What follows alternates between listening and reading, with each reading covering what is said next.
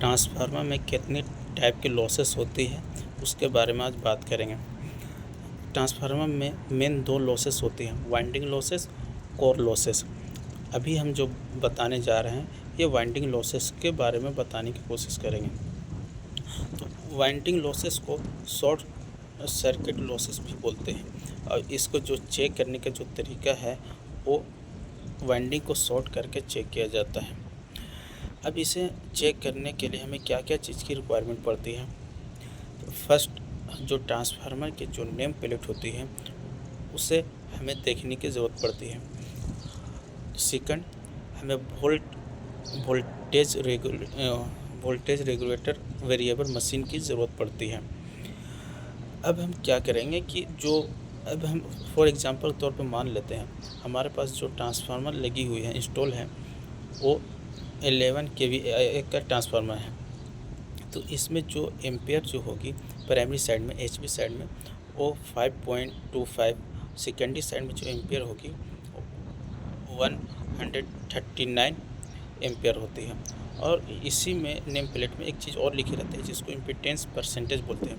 वो लगभग सभी ट्रांसफार्मर में सेम ही होती है, 4 होती है। तो अब इसे चेक करने के लिए हमें क्या क्या करने की ज़रूरत पड़ती है।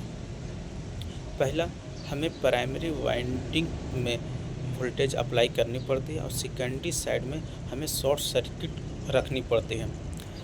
ऐसा क्यों रखा जाता है इसके बारे में भी बात करेंगे। पहले हम बात कर लेते हैं अब इसे टेस्ट कैसे किया जाता है। तो हमारे पास जो वेरिएबल जो मशीन है तो वो 1000 वोल्टेज अप्लाई करेंगे। 1000 मल्टीप्लाई 4 इम्पीडेंस उसके साथ मल्टीप्लाई करने के बाद 100 से डिवाइड करेंगे। जो हमें रिजल्ट मिलेगी 400 वोल्टेज मिलेगी। 400 वोल्टेज ये हमें प्राइमरी साइड में सप्लाई प्रोवाइड करेंगे और सेकेंडरी वाइंडिंग जो है उधर हमें शॉर्ट सर्किट रखेंगे। उसके बाद हमें जो एम्पियर मीटर हो या मीटर जो भी लगी हुई है उससे भी हम चेक करेंगे कि इसमें करंट कितनी फॉलो हो रही है और जो ट्रांसफार्मर का जो नेम प्लेट लिखी हुआ उसके अक्रॉस मिल रही है कि नहीं मिल रही है। मिल रही है तो सही है, नहीं मिल रही है तो ये हमारे लॉसेस ज़्यादा है। अब इसी को उल्टा हम कर देते हैं कि अब हम प्राइमरी वाइंडिंग को शॉर्ट सर्किट कर दें और सेकेंडरी वाइंडिंग की तरफ से हम लोग सप्लाई अप्लाई करेंगे तो एलवी साइड में हमें लो वोल्टेज अप्लाई करनी पड़ती है।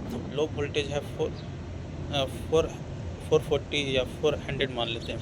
400 मल्टीप्लाई 4 एम्पीडेंस मल्टीप्लाई डिवाइड बाय 100 करेंगे तो हमें जो रिज़ल्ट मिलेगी 16.6 वोल्टेज मिलेगी।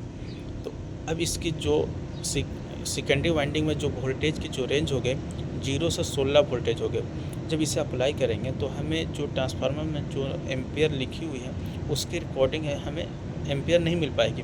तो उसे पाने के लिए, उस रेंज तक हमें पहुंचने के लिए जो वेरिएबल मशीन है उससे हम लोग वोल्टेज को बढ़ाते जाएंगे तो हमें जो सेकेंडरी वाइंडिंग है वो डैमेज होने की चांस रहती है। तो इसीलिए हम लोग रेफ़र करते हैं कि प्राइमरी वाइंडिंग को शॉर्ट सर्किट किया जाए और प्राइमरी वाइंडिंग को शॉर्ट सर्किट करने से ये नुकसान हो सकती है।